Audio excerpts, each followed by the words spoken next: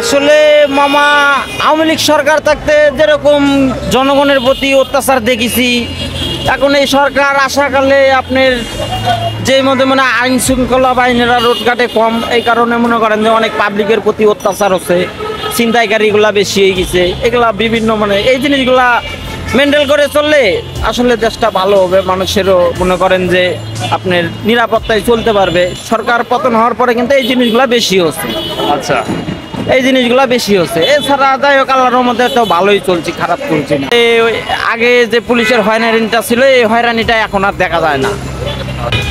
আমার হিসাবে বাংলাদেশ যেহেতু আমার ইসলামী দেশ, আমার ইসলামী মানুষকেই দরকার, যে বাংলাদেশে ইসলামী মানুষকেই আমার দরকার, কারণ ইসলামী পরিবেশে দেশটা ভালো মতো চলে। এখন ইসলামী দল যেটা আসে আসুক মামা, জানো দেশটা বাংলাদেশটা আমার ইসলামী দেশ। যেরকম নারীরা যেরকম কত শৃঙ্খলা বান্ধে চলাফেরা করে, অনেক জায়গায় মনে করেন যে বিভিন্ন জায়গায় দেখা যাচ্ছে আপনার মেয়ে লোকের নিয়ে ব্যবসা হয়, এগুলো শৃঙ্খল থেকে যান বাংলাদেশটা দ্রুত থাকে।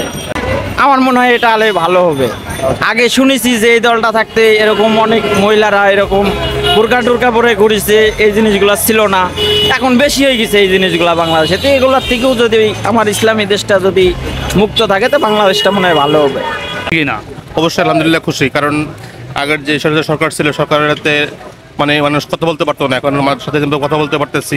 অবশ্যই সবাই খুশি, নিজে আমার থেকে আমি অবশ্যই খুশি, আই এম হ্যাপি, আমি অনেক খুশি।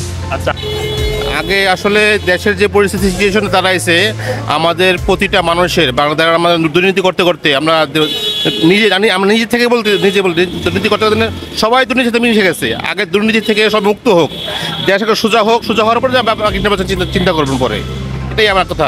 নির্বাচন এই নির্বাচন সবই চোর, আগে যারা সবই চোর, আগে নতুন চোর আইনে লাভ কি? আগে চোর থেকে সব মুক্তি পাক, পরে নির্বাচন চিন্তা করি আমরা।